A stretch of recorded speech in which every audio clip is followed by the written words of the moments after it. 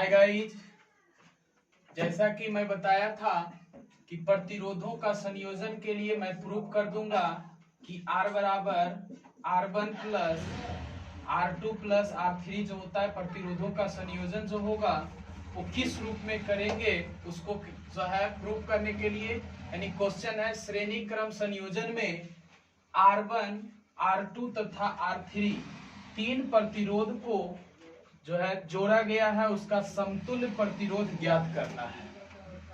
तो इसमें पहले एक हम जो है विद्युत परिपथ बनाएंगे, जिसमें यहाँ जो है बैटरी को जोड़ दिए, यहाँ पे एक जो है आपका प्रतिरोध एक रेसिस्टेंस लिए हैं जो कि R1 है, दूसरा R2 है, तीसरा आपका R3 है। इस रूपों में पहला जो आपका प्रतिरोध है इस रूप में, जो कि यहाँ पे A, इसको कह सकते हैं B। तो इसका इससे जो है एक बिंदु, एक इसका इस प्रतिरोध का एक बिंदु यहाँ है, दूसरा बिंदु यहाँ है।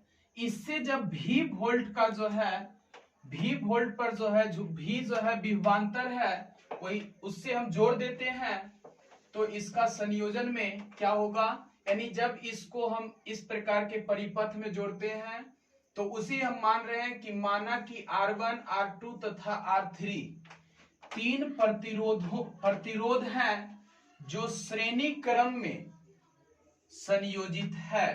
इन सभी प्रतिरोध को या इन सभी प्रतिरोधों से एक समान धारा इससे जो प्रवाहित हो रहा है, सो मान लेते हैं एक समान धारा I प्रवाहित हो रहे हैं। साथ ही माना कि बिंदु A, एक बिंदु यहां लिए A, B, C, D जो है बिंदुएं लिए हैं, जिसका विभव जो है क्रमशः मान लिए कि एक बिंदु A VA है, V जो है सो विभव है, तो यहाँ पर VA बन गया, इधर VB, इधर VC, फिर VD, इस रूप में बन गया है। तो ओम के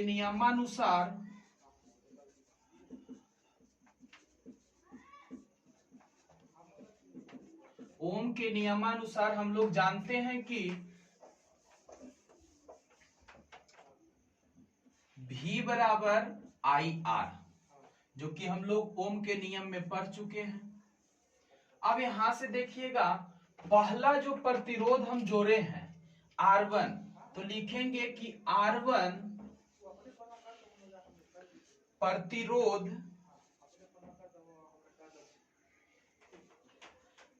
प्रतिरोध के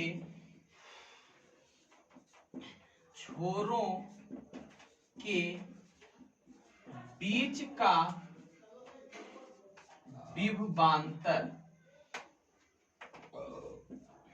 विभवांतर।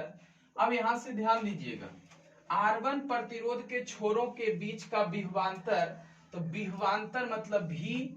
अब जो है विभवांतर जो होता है, जिसमें हम लोग पढ़ चुके हैं कि विभवांतर होता है दो विभवों के बीच का अंतर। तो पहला विभव यहाँ VA और यहाँ पर जो है सो VB है। तो अब यहाँ पे जो हम लोग लेंगे तो R1 प्रतिरोध, तो R1 प्रतिरोध के लिए VA माइनस VB बराबर आपका जो है सो IR1 हो जाएगा। जैसे I क्या है, तो I इस परिपथ में विद्युत धारा गया है, इस परिपथ में विद्युत धारा। अब पहला प्रतिरोध के लिए निकाल रहे हैं, तो पहला प्रतिरोध मतलब R1, और R1 के लिए जब मैं ले रहा हूं तो अब दो विभवों के बीच का अंतर V जो लिखे हैं सो VA माइनस VB यहाँ पे कर दिए, और बराबर जो है परिपथ से धारा एक समान I जा रहा है, तो I और पहला प्रतिरोध है तो उसके लिए R1 लिखे, इसको इक्वेशन फर्स्ट बना देना है। फिर उसी प्रकार लिखेंगे R2 प्रतिरोध के छोरों, R2 प्रतिरोध के छोरों के बीच का विभवांतर। अब देखिएगा R2 प्रतिरोध के छोरों के बीच का विभवांतर क्या होगा, तो उसी प्रकार R2 प्रतिरोध अब यहां से लेंगे, यहां से VB और VC दो गो विभव है। अब R2 के लिए मैं ले रहा हूं तो VB माइनस VC बराबर IR2। I जो है धारा जमा जा रहा है परिपथ से, और R2 जो है सो रेसिस्टेंस A वाला है। तो IR2 के रूपों में इसको इक्वेशन सेकंड मान लेते हैं। अगला इक्वेशन, फिर अगला जो है प्रतिरोध के लिए चलेंगे यहाँ पे, तो यहां से अब जो है सो लिखेंगे फिर वही बात, R3 प्रतिरोध के छोरों का या छोरों के बीच का विभवांतर, छोरों के बीच का विभवांतर। अब यहां से ध्यान देना है, फिर आपका जो है सो इस रूप में फिर R3 के लिए चल रहे हैं, तो VC माइनस VD, तो VC माइनस VD बराबर IR3 के रूपों में जाएगा, और IR3 के रूपों में अब इसको इक्वेशन हम मान लेते हैं थर्ड। अब जो है सो यहाँ पे R3 प्रतिरोध, ये जो है समीकरण 1 2 3 हो गया। अब जो है यहां से हम चलते हैं इक्वेशन, अब देखिए ध्यान दीजिएगा, यहाँ पे R1 R2 R3 तीन प्रतिरोध को जब मैं एक साथ जो है श्रेणी क्रम में जोड़ दिए हैं, तो जोड़ने के बाद R3 प्रतिरोध के छोरों के बीच का जो है विभवांतर जब निकाले, तो उस रूपों में आपका जो है VA VB VC इस रूपों में आपका निकला, उस रूपों में। अब यहां से आपको ध्यान देना है, जब तीनों प्रतिरोध पूर्ण रूप में जब निकल गया है, तब जो है समीकरण 1 + 2 + 3 कर देंगे। अब यहां से लिख दीजिए कि समीकरण 1 + 2 + 3 करने पर इन्हीं इक्वेशन फर्स्ट सेकेंड थर्ड को तीनों को जोड़ देते हैं, तब क्या होगा, तो VA पहला इक्वेशन यहाँ है, तो VA माइनस VB, अब LHS को LHS के साथ सबके जोड़िए, तो VA minus VB plus VB minus VC हो जाएगा, और फिर प्लस करेंगे तो VC माइनस VD हो जाएगा, VC माइनस VD हो जाएगा। अब यहां से ध्यान दीजिएगा, इधर IR1 plus IR2 plus IR3, यहां क्या करेंगे IR1 plus IR2 plus IR3। अब यहां से देखिए माइनस यहाँ है प्लस है, कट जाएगा VC से VC, यहां लिखाएगा क्या VA माइनस VD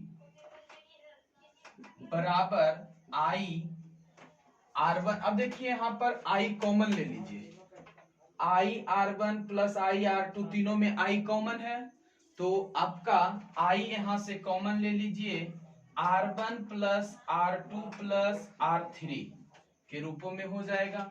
इसको इक्वेशन आप 4 मान लीजिए, कोई दिक्कत है तो बोलिएगा।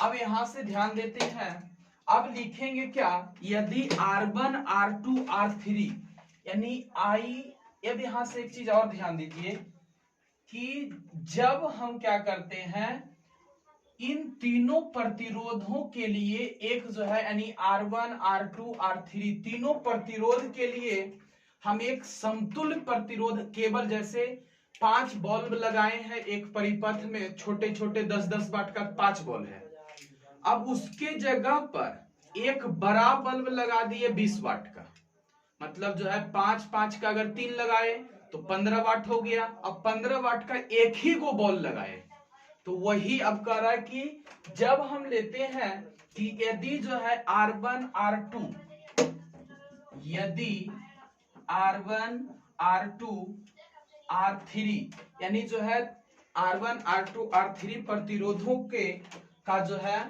R1 R2 R3 प्रतिरोधों का समतुल्य प्रतिरोध